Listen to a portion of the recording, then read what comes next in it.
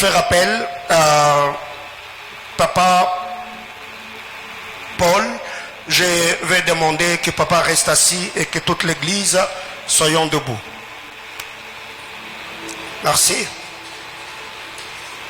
Comme nous l'avons dit hier, c'est ton voisin.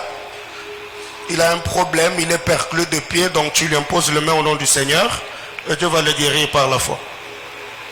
Alléluia. Ta main sur le cœur. Pendant 3 secondes, prie seulement, dis à Dieu, parle-moi. Élève ta voix, parle à Dieu. Demande à Dieu de te parler ce soir. Seigneur Dieu de grâce, comme Moïse devant le buisson ardent, nous avons besoin de t'entendre parler. Seigneur éternel, tu m'as établi sur cette église comme pasteur, comme berger par ta grâce. Nous nous soumettons à ta parole, à l'onction qui sera libérée, Père éternel, Dieu de gloire, ce soir sur l'église. Je prie au Dieu qu'après CDI, que Manaïm vive la manifestation de la gloire de Dieu. Nous prions avec le Saint-Esprit que tu nous bénisses au nom de Jésus. Amen. On acclame le Seigneur.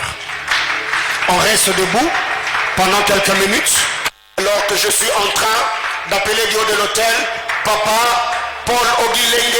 On acclame le Seigneur. On acclame Jésus.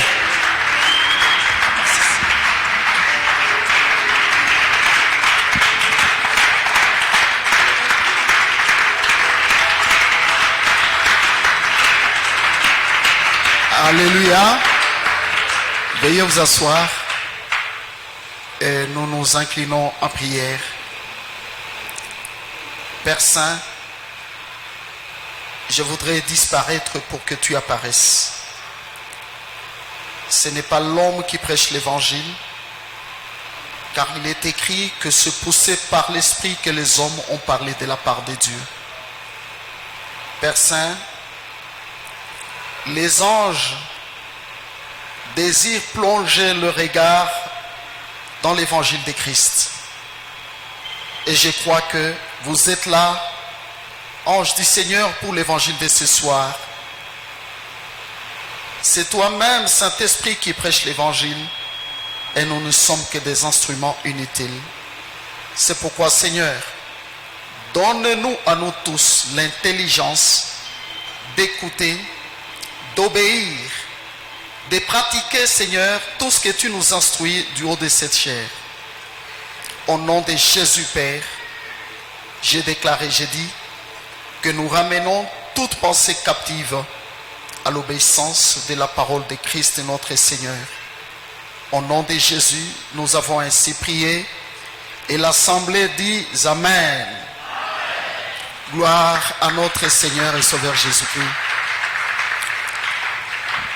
Je suis reconnaissant envers le Seigneur qui fait chaque chose bonne en son temps et qui a permis que nous soyons au milieu de vous dans ces corps du Seigneur, les corps de Christ.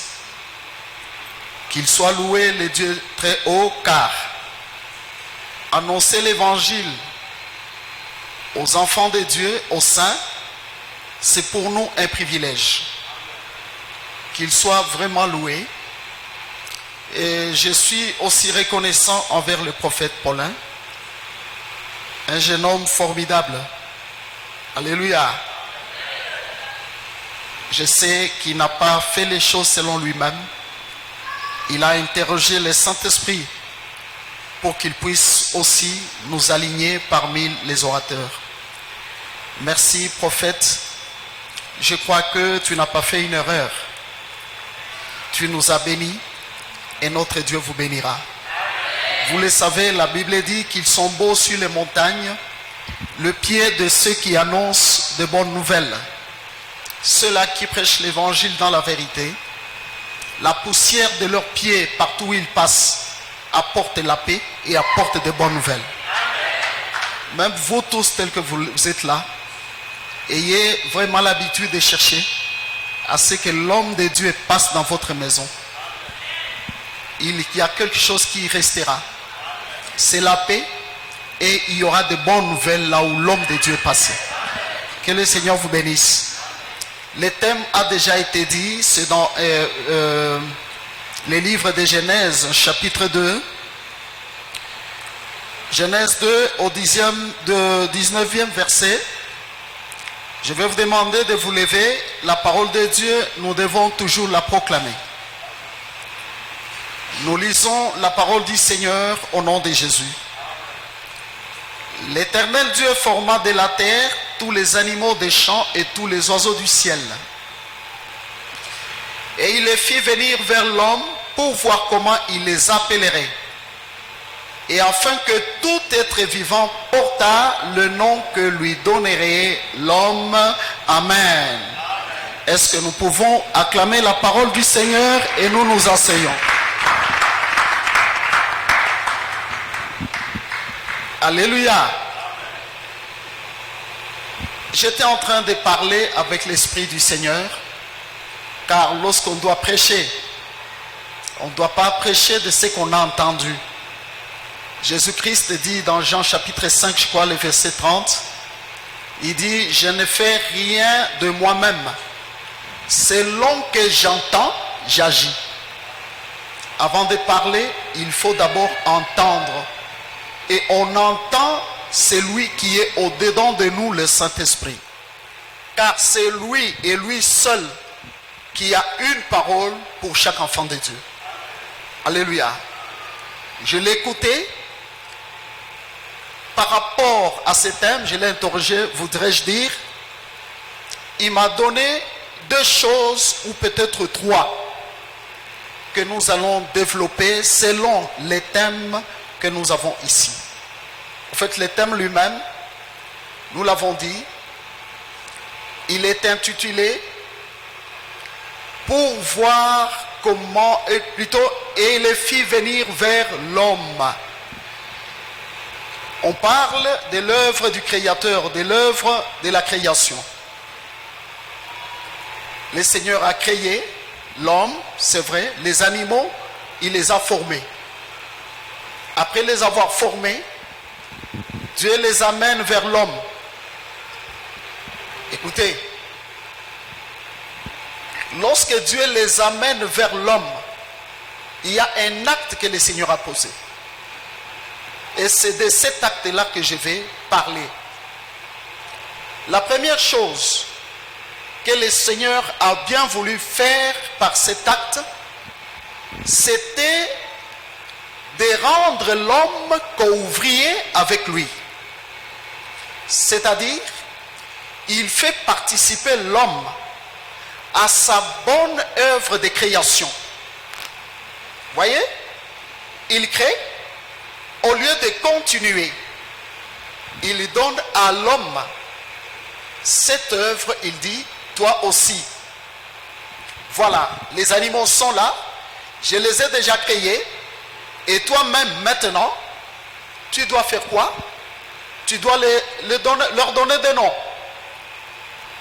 Dieu, dans sa pensée de la création, et nous-mêmes, les créatures, ou l'homme qu'il a créé, nous devons savoir que Dieu nous a créés pour que nous soyons co-ouvriers avec lui. Voyez, tous les noms qu'ont les animaux, les bêtes des champs, comme la Bible le dit, les oiseaux et autres, c'est l'homme qui a donné son nom, ces noms. Voyez? Et même alors, je peux ouvrir une parenthèse pour dire ceci. L'homme lui-même, Dieu le crée. Et il met en lui un système de procréation.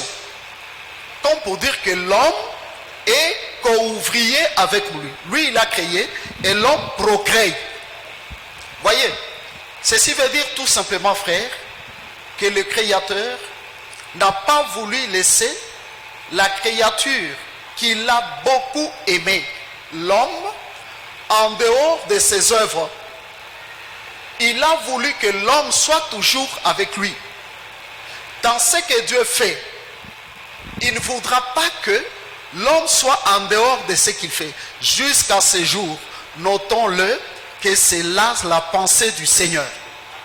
À moins que l'homme lui-même se détache de lui et se décide de ne pas continuer l'œuvre que Dieu lui a donnée sur cette terre. Voyez, la première chose, c'est cela. Sachons, bien aimés, que tel que nous sommes, tel que nous vivons sur cette terre, Dieu a voulu nous faire en quelque sorte comme ses partenaires. Alléluia. L'homme est le partenaire de Dieu. Et nous devons savoir que même pendant que nous vivons, si Dieu cherche un partenaire, c'est toi et c'est moi. Voyez, si Dieu a voulu faire participer l'homme à son œuvre, une œuvre d'ailleurs qu'aucun homme ne peut faire sur cette terre, quelle que soit son intelligence, car par rapport aux animaux et aux hommes, c'est l'œuvre de Dieu tout seul, et aucun homme ne le fera.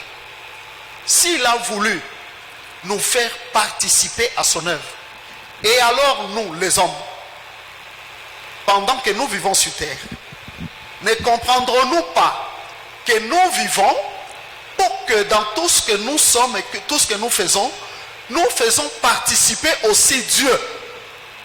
Car s'il est notre partenaire, frère, on ne doit pas les laisser ou rester seul, faire quelque chose sans lui. Écoutez, il y a quelque chose que j'ai toujours défini.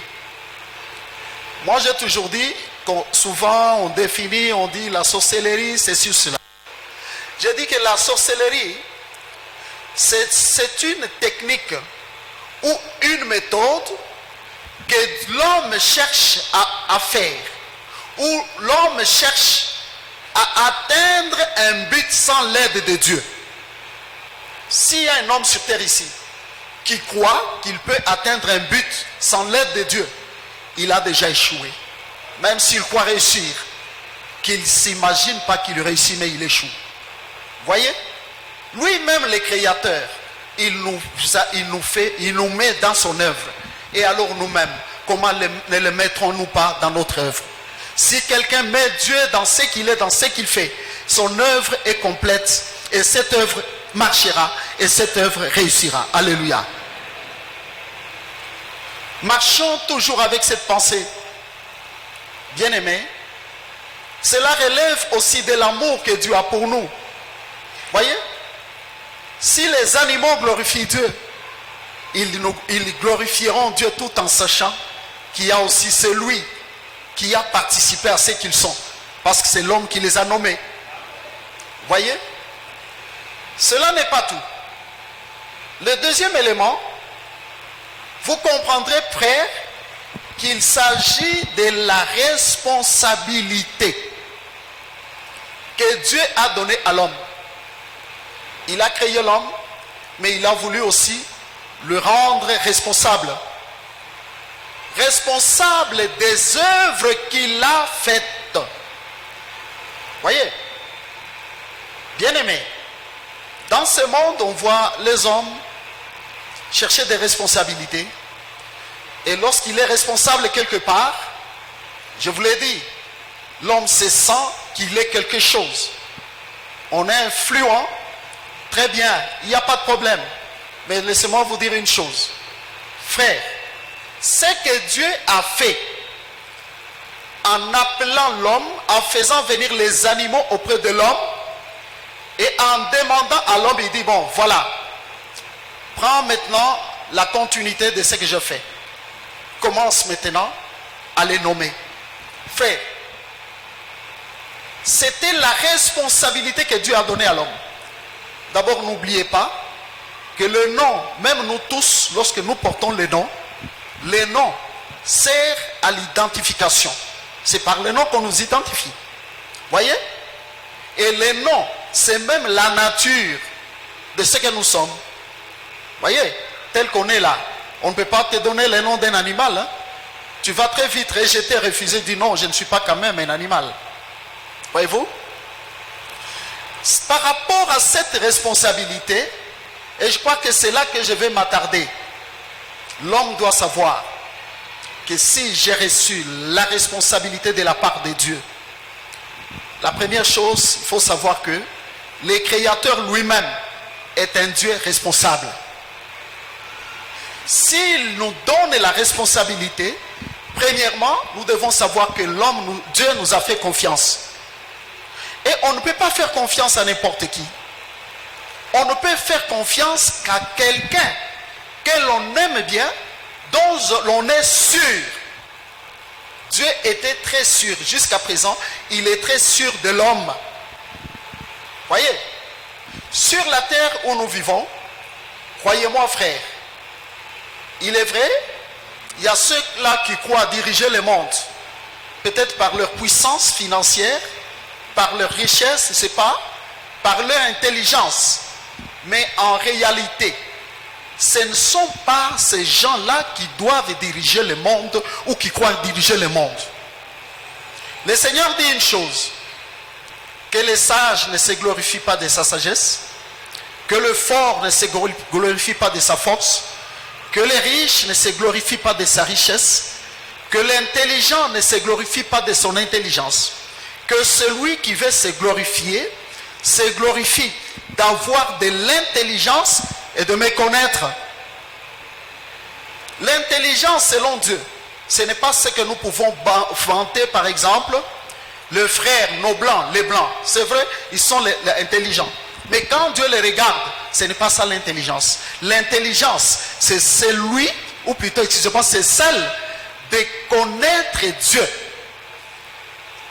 Lorsque vous êtes assis tel que vous êtes là, croyez-moi que Dieu vous trouve un peuple intelligent. Dieu vous trouve un peuple sage. Dieu vous trouve un peuple riche, un peuple fort. Si physiquement, vous lisez quelqu'un selon son apparence extérieure, vous vous tromperez. Alléluia. Lisez l'homme selon son intérieur. Car sans vous tromper, mes frères et mes sœurs, le monde dans lequel nous vivons, je vous l'ai dit, est contrôlé et géré par le monde spirituel. Voyez? Par le monde spirituel. Or, dans les spirituels, nous sommes plus forts que tous ceux-là qui peut-être se croient élevés dans leur intelligence. Voyez, les autres sont allés se cacher dans l'occultisme, dans la magie. Hein? Voyez peu. Je n'ai jamais eu honte ou peur de l'évangile.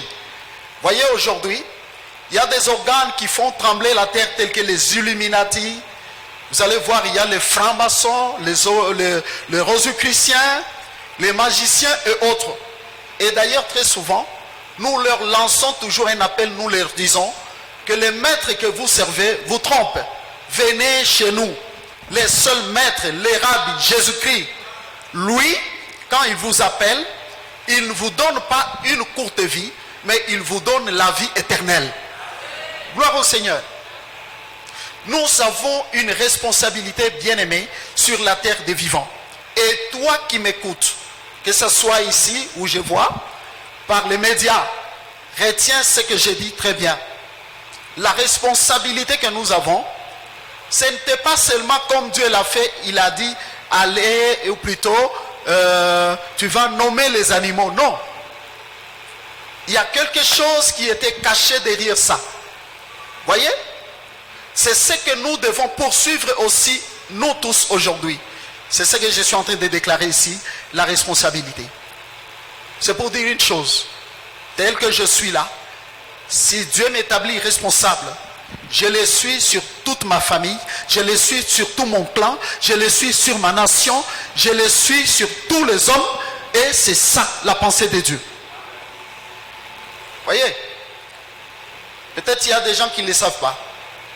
Si vous voyez que quelque part, les gens se réveillent, se couchent, ils respirent, c'est à cause de l'église, c'est à cause de la prière. Les jours où le Saint-Esprit enlèvera l'église, vous verrez pire que ce que vous voyez aujourd'hui. Les plaintes qu'on entend aujourd'hui sera unième de fois il y aura des choses horribles, frère. C'est à cause du Saint-Esprit qui est encore sur terre et il est là avec l'Église. C'est là que nous sommes, vous et moi, dans cette grande responsabilité par laquelle, lorsqu'on prie même pour la ville, Dieu étend sa main et il arrête beaucoup de choses. Lorsqu'on prie pour les pays, Dieu étend sa main et il arrête beaucoup de choses. C'est la vérité, ce que je vous dis. Mais retenez une chose. C'est que Dieu avait demandé à l'homme était peu de choses. Mais je vois Dieu qui vient sur terre lui-même, le Seigneur Jésus-Christ. Voyez? Il n'a pas voulu faire son œuvre seul. Après avoir marché pendant 3 ans, à la fin de sa mission sur terre, il appelle encore l'homme. Prenons nos Bibles. Nous allons lire que ce que Dieu a fait dans l'Ancien Testament, il a fait de même dans le Nouveau Testament. Et c'est notre dispensation. Nous lisons dans Matthieu chapitre 28. Matthieu 28. Et nous lisons, je vais lire. Je lis le verset, à partir du 18e verset. Jésus s'étant approché, leur parla ainsi. Tout pouvoir m'a été donné dans les ciels et sur la terre. Allez, faites de toutes les nations des disciples, le baptisant au nom du Père, du Fils et du Saint-Esprit. Et enseignez-leur à observer ce que je vous ai prescrit. Et voici, je suis avec vous tous les jours jusqu'à la fin des temps. Cette parole mérite d'être acclamée. Alléluia.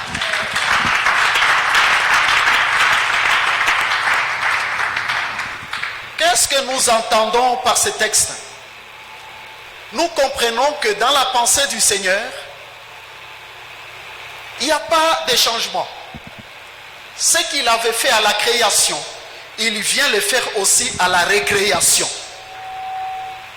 Ce qu'il avait dit à Adam, il vient le dire aussi à nous-mêmes, l'homme qu'il a recréé aujourd'hui. Si à Adam et Ève, il a dit, voilà, je vous fais venir les animaux, voilà, nommez-le. À nous-mêmes, vous le voyez ici, frère, il est sur le point de rentrer au ciel là où il était auparavant.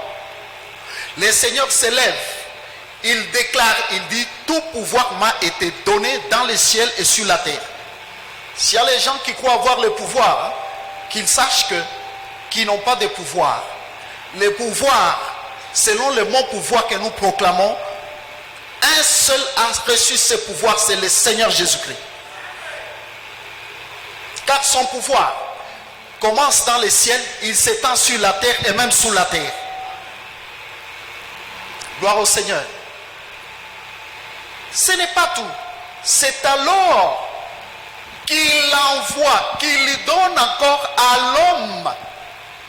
Il établit comme co-ouvrier avec lui. Il lui donne encore la responsabilité. Laquelle il dit, allez par tout le monde. Allez, faites de toutes les nations des disciples, en les baptisant et enseignez-leur à observer tout ce que je vous ai prescrit. Frère, quelle responsabilité le Seigneur a laissé sur terre. Écoutez-moi, selon l'évangile que j'ai reçu du Seigneur, aujourd'hui, bon, il y a beaucoup de ministères, c'est bon, il n'y a pas de problème, mais laissez-moi vous dire une chose. Si les gens courent aujourd'hui dans l'apostolat, ce n'est pas mal. C'est un ministère, très bien. Les 5 ministères sont bons. C'est la parole, on ne nie pas. Mais laissez-moi vous dire une chose. Les disciples là, frère, c'est même la mission. Christ a bien voulu laisser des missionnaires sur terre où nous sommes. Quand j'ai lu quelque part là-bas, c'est où encore? Centre des missionnaires, frère. Sans vous tromper, je vous l'ai dit, c'est même ça la vision de notre Seigneur et Sauveur Jésus-Christ qu'il a laissé sur terre. C'est ça la vision, il n'y a pas deux. Vous l'entendez lui-même, il dit quoi? Allez. Ça veut dire que dès que tu es né sur terre, tu es né avec cette parole, avec cette mission. Le Seigneur t'envoie sur terre, il dit, va sur terre. Va pour faire quoi? Pour faire une chose. Va faire des disciples.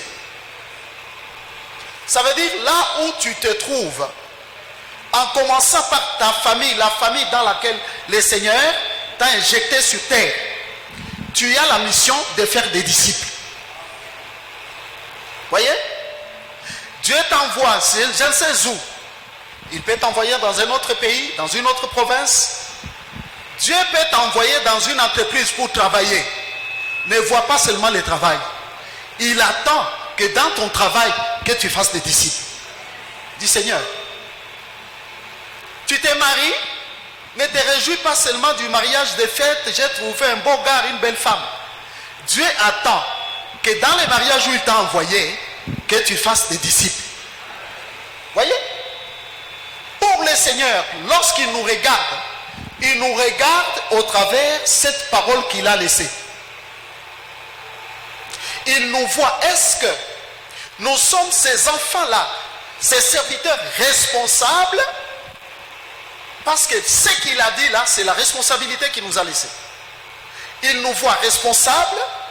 Les gens qui prennent ou qui vont ça et là pour faire des disciples ou non. Si on ne les fait pas, frère, on est en train d'échouer déjà par rapport à notre mission. Moi, je vous dis, sans vous cacher, que c'est plus grand que de m'appeler, par exemple, apôtre. Je ne dis pas que c'est mauvais, que de m'appeler quoi que ce soit. Mais premièrement, je voudrais que vous m'appelez disciple. Alléluia. Un disciple, c'est celui qui suit un maître, qui marche sur les traces de son maître. Un disciple, c'est celui qui marche dans la discipline de son maître. Comme le mot lui-même, ça s'appelle disciple. Vous voyez, si nous prenons le préfixe, c'est l'origine du mot, c'est discipline, et on y ajoute disciple. Vous voyez, bien-aimés, le Seigneur ne nous appelle pas, il nous adresse sa vocation. Personne ne sait comment il s'est retrouvé ici, comment il s'est retrouvé dans le Seigneur. Frère, ne pensons pas que c'est venu de nous-mêmes. Non, c'est l'œuvre du Seigneur, l'œuvre du Saint-Esprit. S'il nous a fait ce que nous sommes aujourd'hui, il y a, si je pouvais penser au grade, je dirais qu'il y a un grade que je dois chercher, que je dois aimer, c'est celui d'être appelé disciple de Jésus. Parce que pour lui, c'est tout ce qu'il pouvait attendre sur la terre. J'attends des disciples, et je le répète, le Seigneur Jésus n'attend pas quoi que ce soit, qui que ce soit, il attend des disciples. Alléluia. Comme je viens de vous le dire, un disciple, c'est celui qui marche sur les traces de son maître. Nous le savons tous. Voyons comment le Seigneur a marché. Dans le premier épître de Jean, je crois que c'est chapitre 2, verset 6, si je ne me trompe pas. Bien-aimé, le Seigneur dit, par l'apôtre Jean, que si quelqu'un dit qu'il demeure en lui, très bien, mais il doit marcher comme lui-même a marché. Les passages décrits sur la terre, frère, ce n'était pas comme les gens pensent les miracles, non. Les miracles étaient là pour convaincre l'homme que l'homme croit, tout court. Mais ce qu'il a fait le plus, c'était de laisser ses traces sur terre, afin que ses enfants, son peuple, marchent sur ses traces. Voyez, Si Jean a dit que c'est lui qui dit qu'il demeure en lui, doit marcher comme a marché lui-même, frère.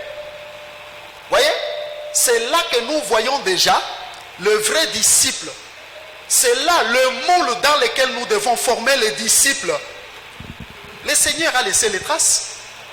Frère, ce n'est pas comme les gens le pensent aujourd'hui. J'ai vu quelqu'un, il arrive en Israël, il passe tout haut, il déclare que j'ai marché vraiment dans là où a marché le Seigneur, la terre sainte. Et pourtant ce n'est plus la terre sainte, c'est une terre souillée. Quand j'étais un jour assis, je vois les gays, les homosexuels qui défilaient, frère, dans les rues de Jérusalem. Je me suis tenu à la tête, voyez. Il n'y avait que les prêtres orthodoxes qui avaient pris leur pancarte et qui avaient écrit, ils avaient écrit là-dessus, vous souillez la terre sainte. Voyez, Jésus n'est plus à Jérusalem. Lorsque nous disons Jérusalem, c'est comme il a dit, que les vrais adorateurs adoreront le Père en esprit et en vérité. Je n'ai pas besoin d'aller à Jérusalem. Dieu a pris Jérusalem, il l'a mis dans notre esprit. Mais du moins, que cela soit en vérité. Voyez, en vérité. Bien-aimés, je vous l'ai dit, le Seigneur attend les responsables, et les responsables sont ceux-là qui sont d'abord eux-mêmes disciples parce qu'ils marchent là où leur Seigneur, leur Maître a marché. Et derrière eux, ils sont en train de faire d'autres disciples. C'est pourquoi, sans vous tromper, l'évangile tel que j'ai lu là-bas, je me suis dit, ici on me touche, la sanctification. Frère, la Bible elle-même dit, sans laquelle nul ne verra le Seigneur. Hein? Bien aimé, les disciples, c'est celui qui marche dans la discipline. Aujourd'hui, si l'église est faible, je peux même dire que je suis en train de voir que l'église a dévié. C'est parce que l'église a abandonné la discipline. Les anciens, les pionniers, les fondateurs de notre religion, frères, si vous suivez leur vie plus près, vous comprendrez qu'ils étaient réellement des disciples. Des disciples. D'ailleurs, vous savez quoi? Il est écrit, je crois, dans le livre de Marc, que Jésus marchait devant. Il marchait devant eux. Et les disciples les suivaient. Voyez? Lorsque je dois parler de la discipline, je suis très sérieux. Alléluia. Et comme vous me voyez, mes cheveux sont blancs. Alléluia. Ce qui signifie que je n'ai pas un petit âge. Et je fais tout pour marcher droit. De sorte que même vous, nos enfants, vous puissiez, comme l'a dit l'homme de Dieu, vraiment j'ai senti qu'il est sage, parce qu'il a cherché, il a compris que dans les vieillards, il y a la sagesse. Je vais tirer quelque chose. C'est ce que nous vous communiquons. La sanctification par rapport à la discipline, frère, nous allons découvrir quelque chose. Prenons nos Bibles. Croyez-moi que nous sommes en train déjà de former un disciple. Juge chapitre 13.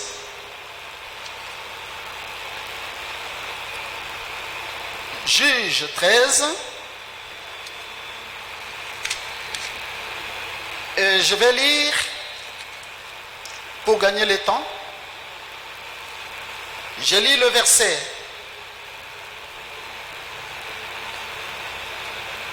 4, 3. Je commence par 3. Nous lisons la parole du Seigneur. Un ange de l'Éternel apparut à la femme et lui dit: voici, tu es stérile et tu n'as point d'enfant. Tu deviendras enceinte et tu enfanteras un fils. Maintenant, prends bien garde, ne bois ni vin ni liqueur forte, et ne mange rien d'impur. Car tu vas devenir enceinte et tu enfanteras un fils. Le rasoir ne passera point sur sa tête, parce que cet enfant sera consacré dès le ventre de sa mère. Et ce sera lui qui commencera à délivrer Israël de la main des Philistins. Amen. Est-ce que nous pouvons acclamer la parole du Seigneur?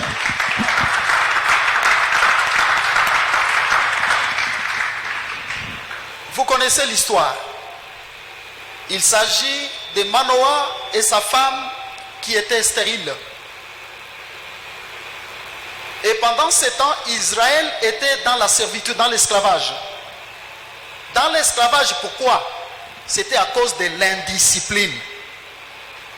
Bien-aimés, sans vous tromper, de toutes les créatures que Dieu a créées, la créature qui a compliqué et qui complique Dieu, c'est l'homme. En qui Dieu fait confiance, qu'il a créé à son image et à sa ressemblance. Je vous l'ai dit. Avec le peuple d'Israël, Dieu les a appelés un peuple au cou voide ou raide. Ils ont beaucoup compliqué Dieu. À tel enseigne que Dieu a appelé et disait à Moïse, il dit ton peuple que tu as fait sortir. Moïse aussi disait, Seigneur, ton peuple, voyez. Il leur dit une chose aujourd'hui, ils acceptent, ils croient. Le lendemain, ils changent. Et c'est l'état d'esprit de beaucoup de gens encore aujourd'hui. Toutes les fois qu'Israël était avec Dieu, ça veut dire marcher dans la discipline du Seigneur, il était fort. Et leurs ennemis tremblaient devant eux. Les principes de Dieu ne changent pas. Même aujourd'hui, pendant que je vous parle, tu veux être fort. Tu veux que le monde spirituel tremble devant toi. Même les hommes de ce monde, frère, prends soin de marcher seulement avec Dieu. Ce n'est pas toi qu'ils vont trembler. Ils vont trembler, c'est lui qui est en toi. Voyez, dans leur indiscipline, Dieu s'est retiré et leurs ennemis sont devenus puissants et ils les ont mis dans une servitude, dans un esclavage. C'est alors qu'ils ont commencé à crier à Dieu, oh Dieu, reviens, Dieu, nous souffrons. Dieu, c'est le cas par exemple aujourd'hui. Quand vous entendez les prières, allez même à la montagne, même à Django ici. Tais-toi seulement, écoute les prières. Tu vas être surpris, ça va te choquer. Si tu es un homme de Dieu qui comprend bien les choses, tu vas être choqué. Tu ne vas pas entendre quelqu'un qui prie, Seigneur, tu as donné les 9 fruits du Saint-Esprit. Je me rends compte qu'il n'y a pas en moi l'amour, la paix, la joie, la bonté, la bénignité, la patience, la douceur, la fidélité. Seigneur, il n'y a pas. Oh mon Dieu, transforme-moi. Tu n'entendras pas ça. Tu vas entendre seulement, Seigneur, non, fais-moi rencontrer un mari. Fais-moi, Seigneur, ouvre toutes les portes. Que les portes s'ouvrent au nom. Seigneur, oh agis, agis. Et surtout quand on dit, on va chasser les démons, tout le monde est saint. Au nom de Jésus, partez, partez, partez. Je vous dis frère, mais tout ça, ça peut être bon. Mais pour moi, je vous l'ai dit, que ce n'est pas ça l'essentiel. Quand Dieu nous regarde, même lorsque tu dois prier, tu dois gêner. Ton motif doit être pur. Doit être un motif qui rencontre réellement la volonté de Dieu. C'est alors que le Dieu des cieux, le Dieu créateur, peut t'exaucer, t'entendre et agir. Mais s'il voit que tu es là, tu tournes seulement. Oh Dieu, mariage. D'abord les anges vont dire que est-ce que Adam avait prié combien de jours pour que Dieu lui donne Ève? Il avait prié combien de jours? Il avait gêné. Hein? Nous ici, nous sommes mariés païens frères. Hein? Voyez, on ne savait même pas prier. Mais j'ai ma femme. Alléluia. Frère, écoutez-moi. Je vous donne les grands secrets de la vie. Vous m'entendez bien? Bien-aimé, regarde. Une femme qui était stérile, Dieu la visite. Très bien, elle tombe enceinte. Ah, excusez-moi, avant de tomber enceinte, Dieu a envoyé l'ange pour annoncer les messages. Peut-être je suis cet ange-là ce soir qui t'annonce ce message, qui sait? Parce que nous sommes messagers, ne l'oubliez pas. L'ange vient dire, écoute, tu vas maintenant tomber enceinte. Voyez? Et laissez-moi vous dire, frère, quand je proclame la parole, je n'aime pas que quelqu'un amène la parole dans le passé. Même pas moins dans le futur. Quand tu entends la parole, dis-toi que Dieu est en train de me parler directement. C'est indirect. Et tu dois, au même moment, il faut saisir cette parole-là. Je vous l'ai dit. Écoutez. L'ange lui dit, écoute, tu dois tomber enceinte. Pendant que je dis ça, s'il y a une femme qui ne s'accouche pas, elle doit déjà comprendre que ça c'est mon jour. Moi je vais saisir cette parole. C'est comme ça qu'il faut comprendre Dieu et la parole de Dieu. Parce que ce que les hommes oublient est que derrière chaque mot de la parole de Dieu, il y a un ange qui est derrière pour exécuter cette parole. C'est comme ça. Dans Psaume 103, c'est ce que dit la Bible. Il ne faut jamais, tu es dans la présence de Dieu, tu dors, tu es dans la présence de Dieu, le téléphone ouvert, avec les Bibles en téléphone. D'ailleurs, je n'aime pas ça. Tu es en train de chatter. Frère, c'est ça déjà l'indiscipline, je crois que je vais en parler. À partir de cette indiscipline, beaucoup d'enfants de Dieu s'éloignent de Dieu. Vous ne croyez pas que pendant que je parle, Dieu est en train de regarder chacun de nous. Il regarde même ce que tu fais. Hein?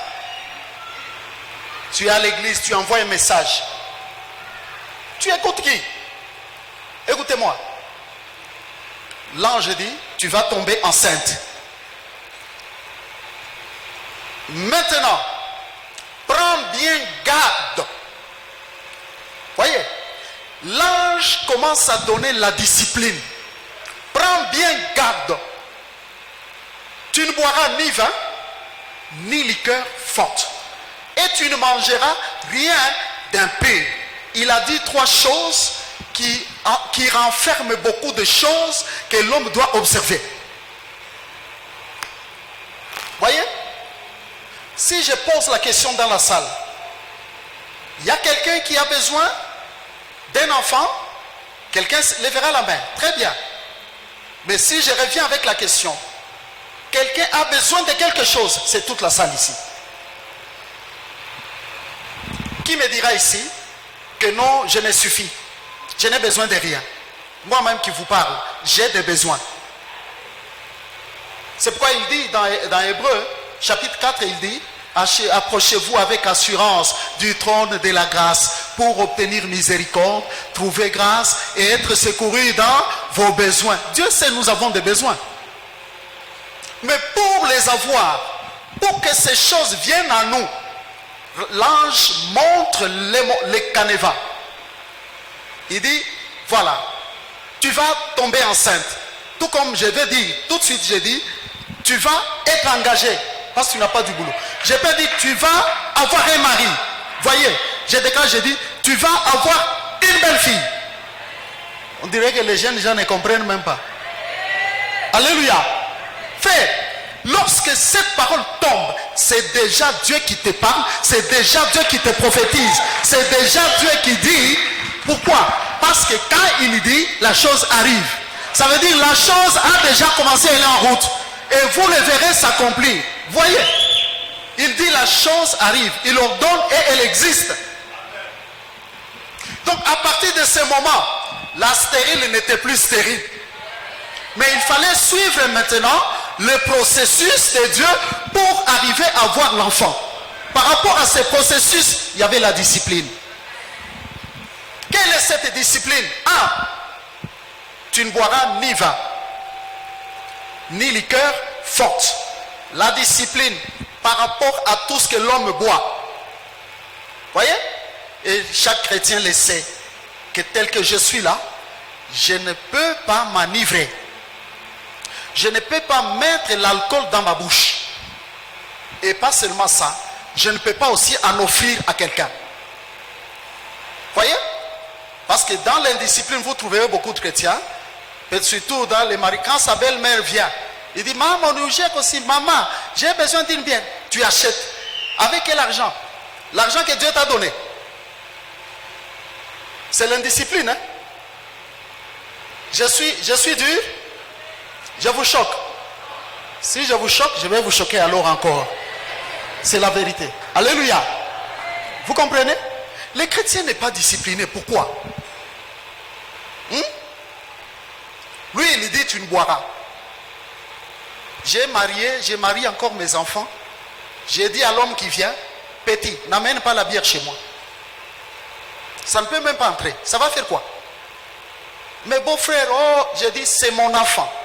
Ce n'est pas votre enfant. Aucune cérémonie, hein?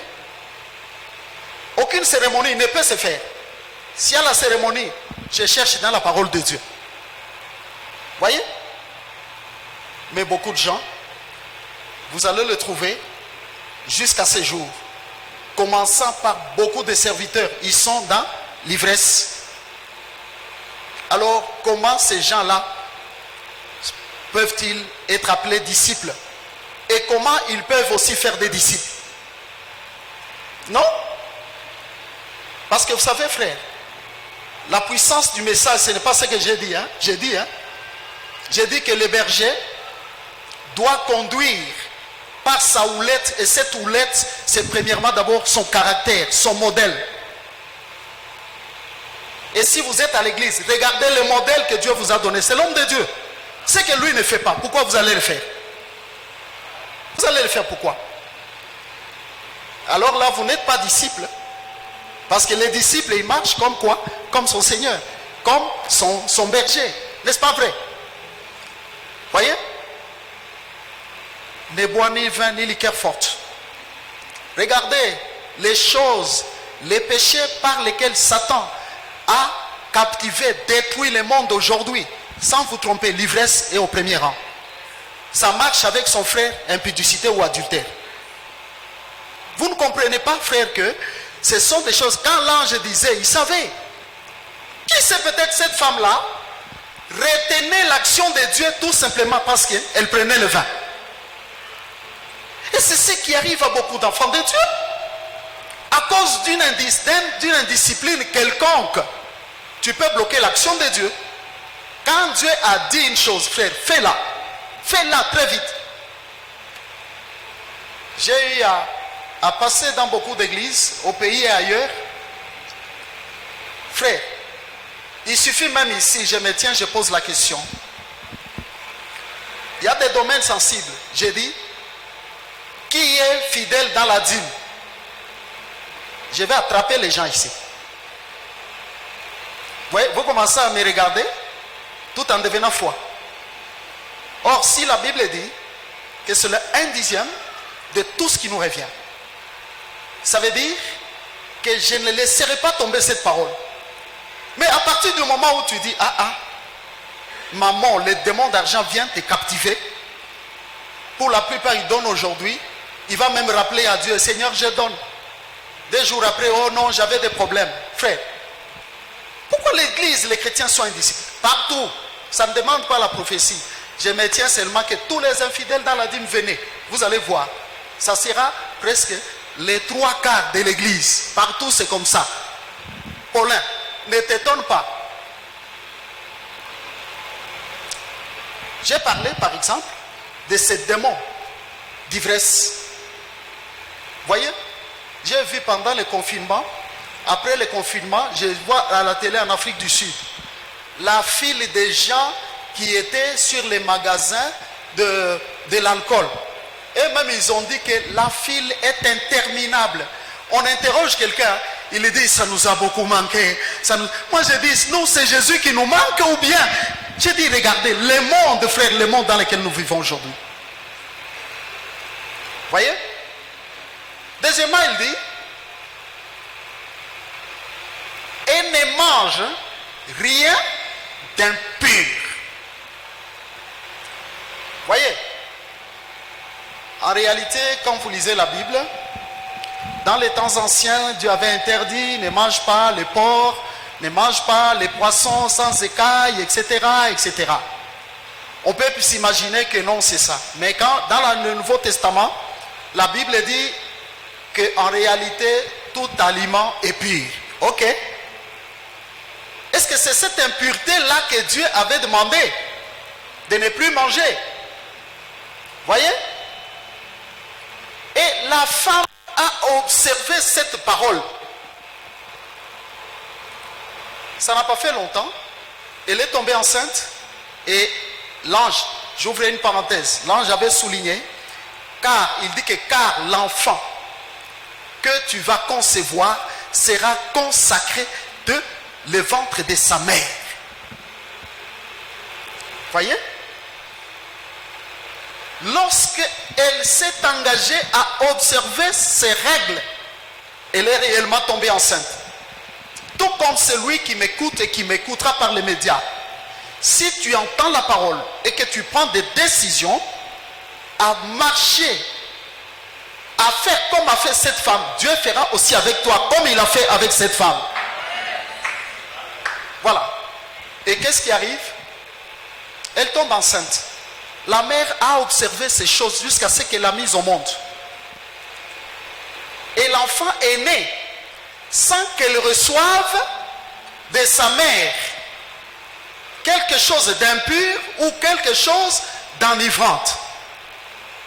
Voyez, je peux vous choquer pour dire une chose. Parfois, le mauvais comportement des hommes n'est autre que la sémence des parents par qui ils sont venus dans ce monde. C'est pourquoi même la parole de Dieu déclare, et vous le savez tous, que ce n'est pas par des choses périssables, l'or ou l'argent, que nous avons été rachetés de la vaine manière de vivre héritée de nos pères, mais c'est par le sang précieux de notre Seigneur et Sauveur Jésus.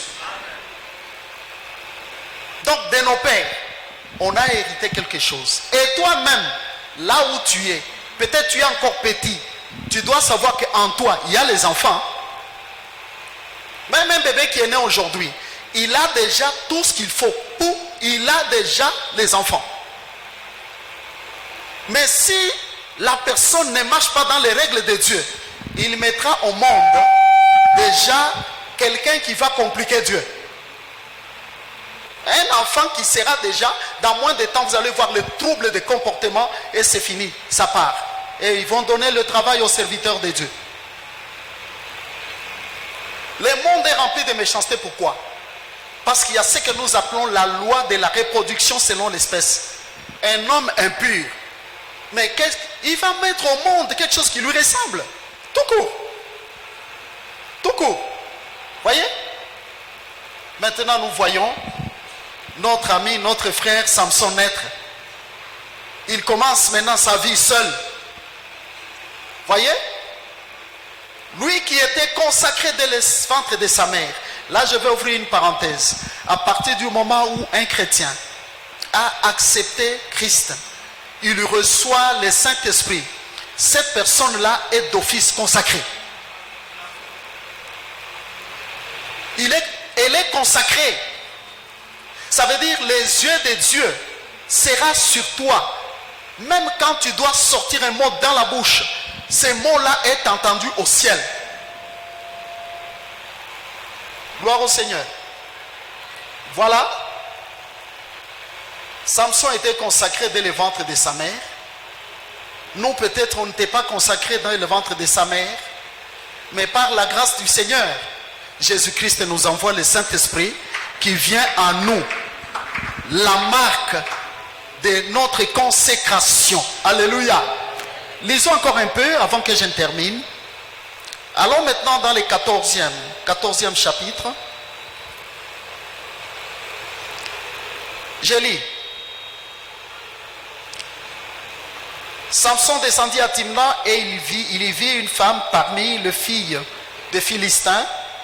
Lorsqu'il fit remonter, il le déclara à son père et à sa mère et dit, j'ai vu à Timna une femme parmi les filles des Philistins. Prenez-la pour moi. Prenez-la maintenant pour ma femme. Son père et sa mère lui dirent, n'y a-t-il point de femmes parmi les filles de tes frères et dans tout notre peuple, que tu ailles prendre une femme chez les Philistins qui sont incirconcis? Et Samson dit à son père, prends-la pour moi, car elle me plaît.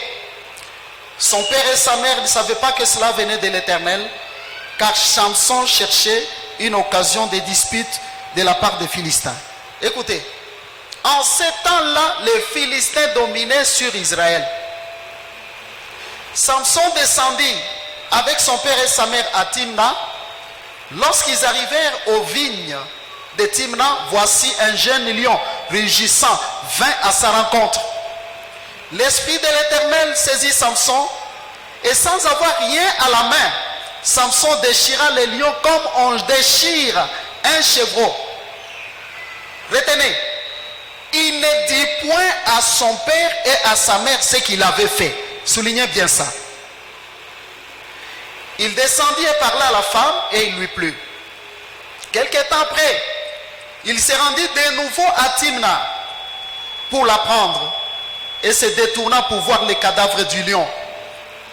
Et voici, il y avait un essaim d'abeilles et du miel dans le corps du lion ou du cadavre.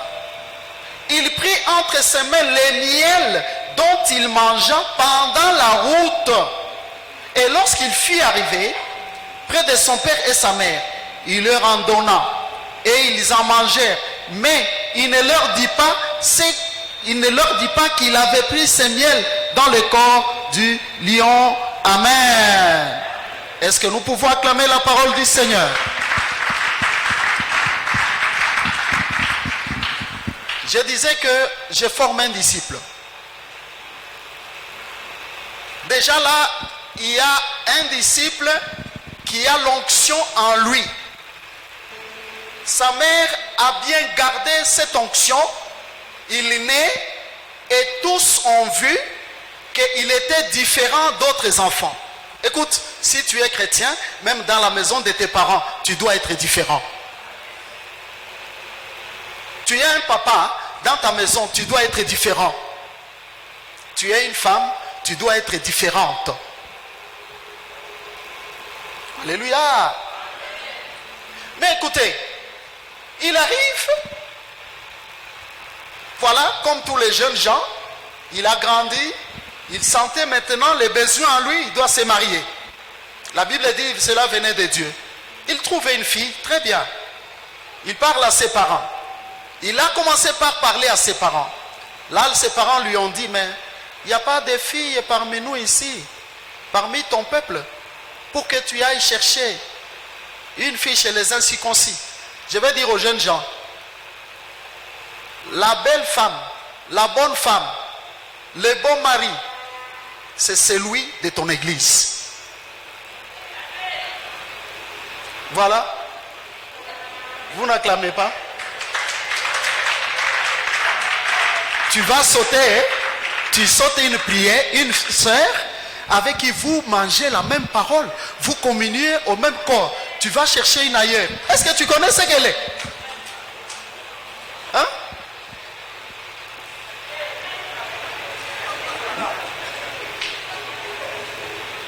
Les frères, cherchez ici. Les sœurs aussi, regardez ici. Oh non, moi on ne peut pas me prendre par quelqu'un de mon église. Hein? Alléluia. Écoutez-moi, ce n'est pas un problème. Nous voyons Samson, il a trouvé une femme. Maintenant, pendant qu'il allait voir sa femme, la Bible dit, il rencontre un jeune lion. Les lions l'attaquent. Samson les saisit. La Bible dit, il les déchira comme on déchire un chevreau. C'était quelle force, quelle puissance. Les jeunes gens, l'église a besoin de vous. Car la Bible elle-même dit que, jeunes gens, je vous loue car vous êtes forts. Soyez vraiment forts dans l'intercession, dans la prière, soyez forts dans le travail de Dieu. L'évangélisation, descendez partout, annoncez l'évangile, parlez, soyez forts. Très bien. Déchirez les lions. Voyez? Et je vais vous dire que c'est le temps où vous devez servir Dieu. Jeûner, prier, même nous ici. On faisait des jeûnes terribles. Maintenant là, c'est compliqué. Même pour courir. Dites-moi, on court d'ici jusqu'au guest house là. Vous allez arriver, vous rentrez. Moi, je suis encore en route. C'est la vérité, non? Voyez? votre force là, c'est bien de déchirer les lions. Mais quand il a déchiré les lions, quel exploit? Quel exploit? Mais la Bible dit, il n'en parla pas à son père ni à sa mère. Il garde ça avec lui-même. Très bien. À un moment donné, il s'est dit, je vais aller voir ma femme. Il était déjà captivé par cette fille. Pendant qu'il partait, il se rappelle, il dit, ah, c'est ici où j'avais déchiré les lions. Il va jeter un coup d'œil, il trouve que les abeilles avaient mis leur essaim là-dedans. Il y avait du miel. Samson a pris le miel. La Bible dit, il mangea. Pendant toute la route, Samson était en train de manger ce miel-là. Il arrive chez lui, il trouve ses parents, il leur dit, prenez le miel, voici le miel. Les parents aussi aiment manger. Et la Bible dit encore, il ne dit rien à son père et à sa mère. Voyez, si vous lisez l'histoire de Samson, à partir de ce moment-là, il a fait des exploits. Il a tué les Philistins, il a fait beaucoup. Mais allez voir, il a fini son ministère sur les genoux de Delilah. On l'a lié, on l'a crevé les yeux et il est mort par suicide. Par suicide. Voyez, si je vais vous expliquer, vous révéler cette parole. La chute de Samson, l'homme né fort, a commencé à partir de ce texte que nous avons lu, le manque de discipline. Vous savez comment? Imagine-toi, il a commencé à faire des exploits secrètement, sans que ses parents le sachent.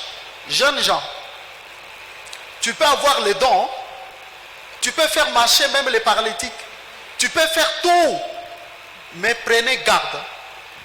Votre discipline, votre secret, viens, parle à ton père spirituel ou à ta mère.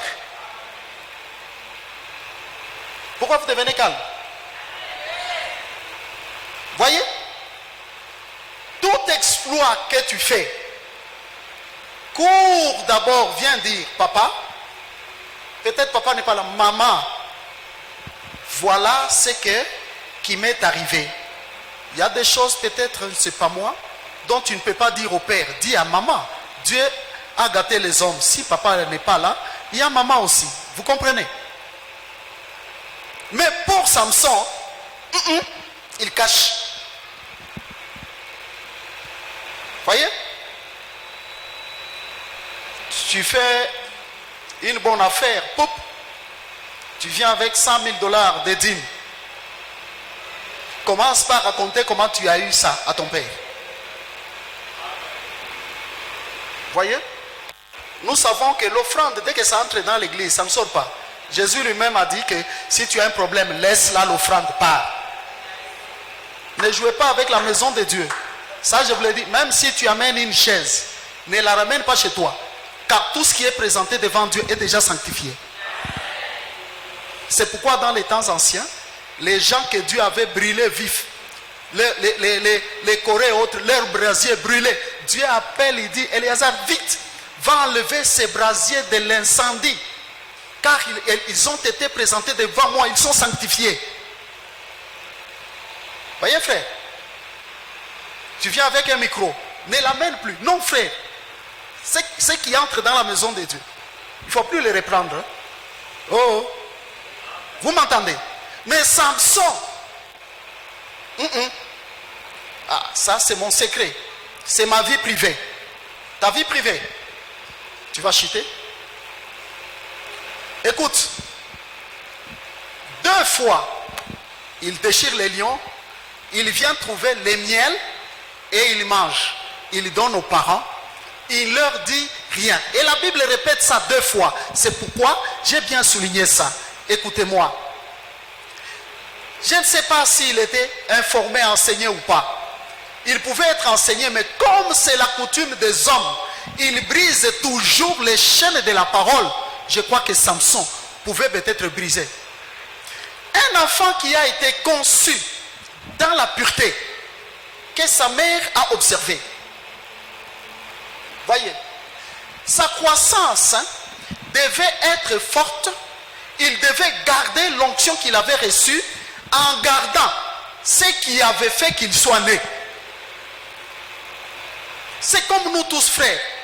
Le Seigneur vient et nous rachète. À quel prix? Par sa propre vie, frère. Nous sommes nés par l'œuvre du Seigneur Jésus-Christ qui a marché. Et il a marché, la Bible dit, il a marché droit. C'est une personne dont, lorsqu'on injuriait, il ne rendait pas injure. C'est quelqu'un qui n'a jamais critiqué. Il n'a jamais parlé mal. Même les méchants, frère, Judas était là. Judas, moi je dis, il est pire que le sorcier. D'abord un hypocrite, il cachait beaucoup de choses en lui, mais le Seigneur ne l'a jamais renvoyé, même pas moins reproché. Il s'arrêtait à prêcher la parole, attendant que la parole pouvait les convertir. Mais tout celui qui cache la ruse ou le mal, tôt ou tard, cela sera mis à nu un jour. Voyez? Cet homme devait connaître les secrets de sa vie. Les secrets de sa vie, ses parents connaissaient bien ces secrets-là. Il est né sur l'ordre de Dieu. Il y a des choses que les parents ont observées. Et c'est ce qu'il devait lui-même observer. Mais voilà que il va prendre le miel du lion, dans les cadavres du lion. Or, selon la loi, celui qui est consacré ou un sacrificateur ne devait pas manger ou prendre ce qui est dans les cadavres.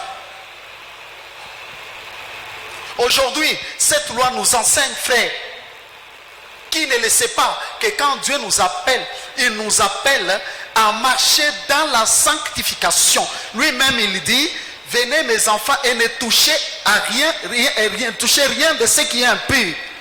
Si c'est lui qui vous a appelé est saint, vous aussi, soyez donc saints dans toute votre conduite. Mais l'œuvre qui parle ici, ce sont des lèvres qui doivent être gardées pures. Ce ne sont pas des lèvres qui, aujourd'hui, je mens et je viens prêcher. Frère, ce ne sont pas des lèvres où je critique, je méprise peut-être un autre. Voyez, mon corps ici, d'abord, il ne m'appartient pas. Il est le temple du Saint-Esprit. Les hommes doivent savoir. Il y en a qui pensent que le corps, quand il a, c'est pour lui. Non. La Bible dit, glorifiez Dieu dans votre corps et dans votre esprit qui appartiennent à Dieu. Et le corps et l'esprit, c'est à autrui. C'est pour Dieu. D'où je n'ai même pas le droit d'en faire quoi que ce soit. Ou d'y mettre quoi que ce soit. D'y ajouter ou d'y retrancher. J'ai toujours des problèmes avec des mamans. Je n'aime pas, lorsqu'ils viennent corriger Dieu pour enlever les sourcils, ajouter, mettre tout ce qu'ils font là. Et d'ailleurs, vous le savez quoi? Vous savez quoi? C'est ça même les masques que vous mettez sur vous. Cet esprit-là vient sur vous. C'est les masques, non? Les masques, c'est quelque chose qui est fabriqué par l'homme. Ce que vous mettez là, est-ce que c'est Dieu qui l'a fait? C'est Dieu qui l'a fait. Soyez naturel, c'est ça. Tout ce qui est naturel hein, est bon et a du goût. N'est-ce pas vrai? Là, toutes les femmes ne m'aiment pas. Même si vous ne m'aimez pas, ça vous regarde. Moi, j'annonce l'évangile de Jésus.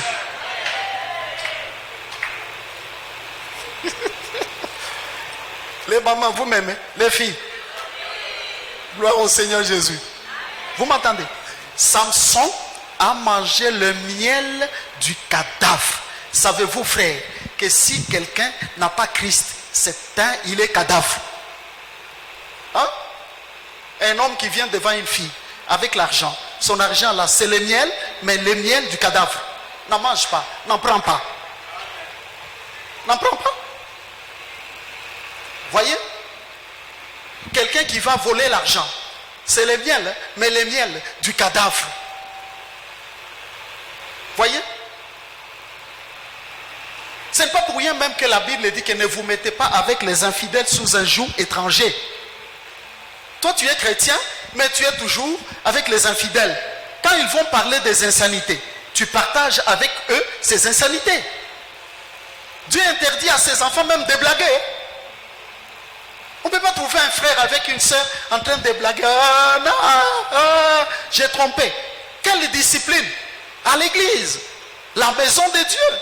Paul dit, si je tarde, sache comment te conduire dans l'église, la maison de Dieu, qui est l'appui et la colonne de la vérité. Ce n'est pas un lieu où on va se conduire n'importe comment, frère. Non. Personnellement, j'ai toujours dit, quelqu'un ne peut pas entrer ici et il chic là où il est. Ce n'est pas au stade, frère. Hein? Il termine de chiquer, il prend, il colle ça aux chaises. On ne salit pas la maison de Dieu. Tu fais tomber un papier, je ramasse mon papier, je vais aller jeter ça ailleurs. Ce n'est pas une maison, on doit jouer avec.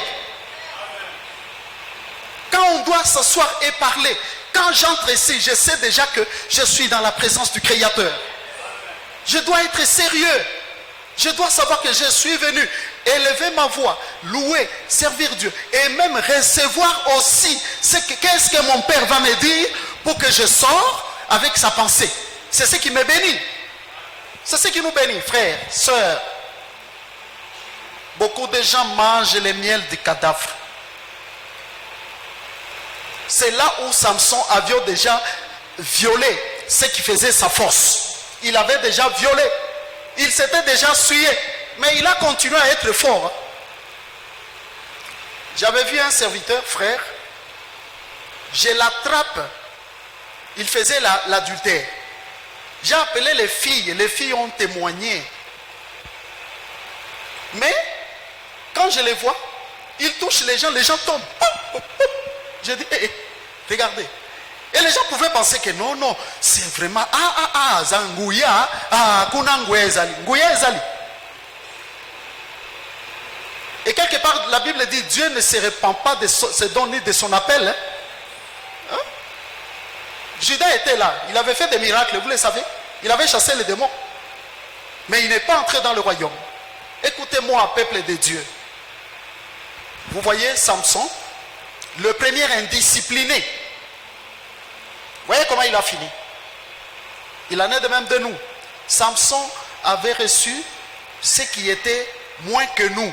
Aujourd'hui, frère, Dieu nous a donné le Saint-Esprit. Et il s'appelle bien Saint-Esprit. Comment est l'autre vie avec lui, frère? D'ailleurs, nous devons savoir, tel que je suis là, il est à moi. S'il est à moi, c'est lui qui influence ma vie. Je ne peux faire que ce que lui veut. Je ne peux aller que là où il me conduit. Mais si quelqu'un sent que tu es conduit ailleurs, ce n'est plus lui qui te conduit. La discipline. Notre monde d'aujourd'hui a reculé avec la technologie, avec la science. On cherche à moderniser même les affaires de Dieu. Frère, hein? À l'église, je disais dans notre église que français, tunaisema, tunarudia mkiswahili, haina campus huko. Kama ni kuprier, omba, en tout cas, niko na papa moi mu église yangu anaombaga mchiluba, niisha kumwambia sasa papa, usipime kugeuza. Je sens quand il prie, je sens quand il prie là, je sens ça, mukalenga Yesu. Zambe tatu kuza. Je sens comme si frère, il m'emporte moi. Je sens c'est bon. Alléluia. Aujourd'hui, il y a une légèreté terrible quand on doit s'habiller. Frère, à l'église, il ne faut pas que quelqu'un s'habille avec une pensée de séduction. Les sexy, toutes ces choses-là. Bon, le temps est vraiment parti. J'ai parlé de la responsabilité. Écoutez-moi, peuple de Dieu. Dieu veut nous voir des responsables, des disciples qui doivent faire aussi d'autres disciples. Il est important qu'un jour, quelqu'un vienne te dire, tu pries où? Parce qu'il a vu seulement ton manière de vivre. À vous les mamans, je vous demande, vous n'avez pas l'évangile pour vos maris, non. La Bible dit, vous devez le prêcher par votre conduite. S'il y a ceux-là qui ne se laissent pas captiver par la parole, ils doivent se convertir par la conduite de leur femme. il est méchant, il ne t'écoute pas, il fait ce qui n'est pas bon. Toi, sois seulement là, et la conduite d'un agneau. Il a fait le mal, tu l'accueilles bien. Tu fais tout ce qu'il veut. Frère, il se convertira, c'est ça ton évangile. Si les enfants doivent marcher dans l'obéissance, à la maison et même à l'église, quand Dieu établit un berger, frère, croyez-moi, Dieu ne passera que par lui. Tout le monde veut dire, viens, je te bénis. Mais je vous dis que la vraie bénédiction, c'est celle de celui que Dieu a établi. C'est pourquoi, quand Moïse levait les mains, Israël était fort. Et pourtant, il y avait à côté de lui Aaron et Hur. Pourquoi ils ont dit non? Ils n'ont pas dit, cherchons une solution simple. Moïse est fatigué, Aaron, remplace-le. Il se fatigue et dit, Hur, remplace-le. Ce n'est pas ça le principe de Dieu. C'est seul Moïse qui devait avoir les mains levées pour qu'Israël soit fort. L'église doit être obéissante aux dirigeants. Oh, j'ai terminé. Mais que le Seigneur, le Dieu de toute grâce, vous bénisse.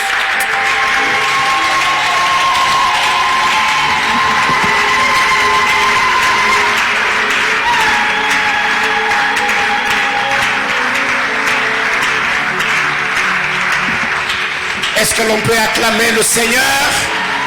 On acclame Jésus. Est-ce que l'on peut acclamer le Seigneur? Pendant un moment, je vais nous prier de nous tenir main dans la main. Tiens la main de la personne qui est à tes côtés. On va prier pour cette parole. Tu vas prier disant à Dieu que le Seigneur...